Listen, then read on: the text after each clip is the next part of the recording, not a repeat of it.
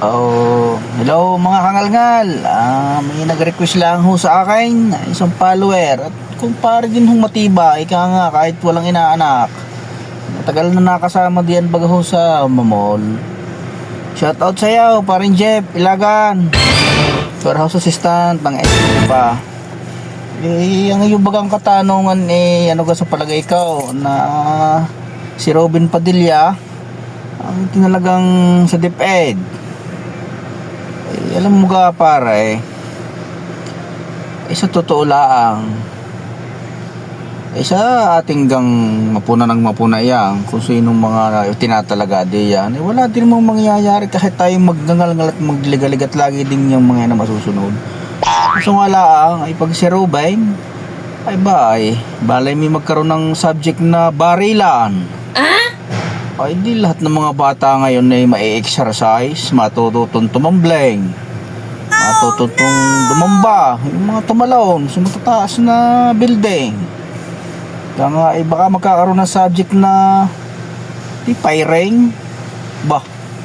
Ayaw pa ninyo yun na magiging athletic ang mga bata. Yun lang pare ka sa palagay. Alam mo ka pare, diyan sa ating gobyerno, wala nang ginawa kundi bumalasa na ng bumalasa. Galing pa sa baraha. So sa saklat pag binalasi baka kita tama. Di tumaya ng 100 tamang 1 sasakla. Pag diyan pare bumalasa na ng bumalasa ang mga yan sa naupo. Wala namang nangyayari. Lalo lang naghihirap, lalo lang nagkakaribok.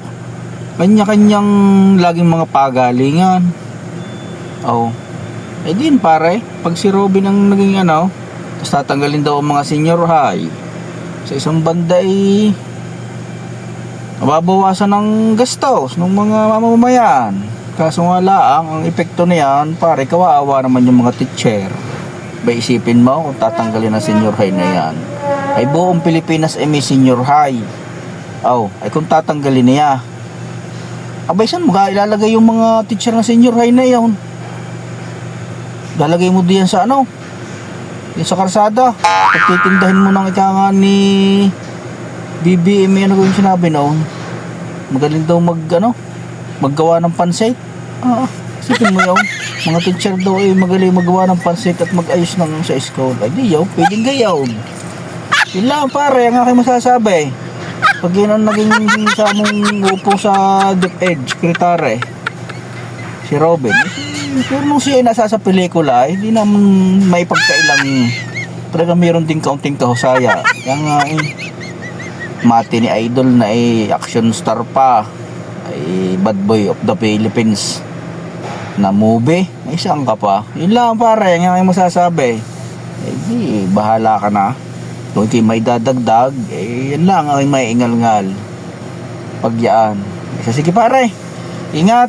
At ako'y sa mga followers ko diyan, di yung i-comment kung anong gusto kong ingal-ngal, di atin yung ingal-ngal lang kaunti. At nang ika nga maliwanagan ng mga tao pagdating ng 2028 kung matutuloy eleksyon, palagay ko ay magkaribok laang. Wala pa nakikitang na magiging solusyon sa nangyayari sa ating bansa. Wala lahat ay pagalingan. Lahat ay mayroong parte din may parte doon. Wala kanya-kanya hindi baga magsama-sama. Kung yung baga nagtutulungan, di mas maganda. Yun dapat magkaisa. Siya, sige tama na muna ang paggalngal at baho mabato ka na. Sige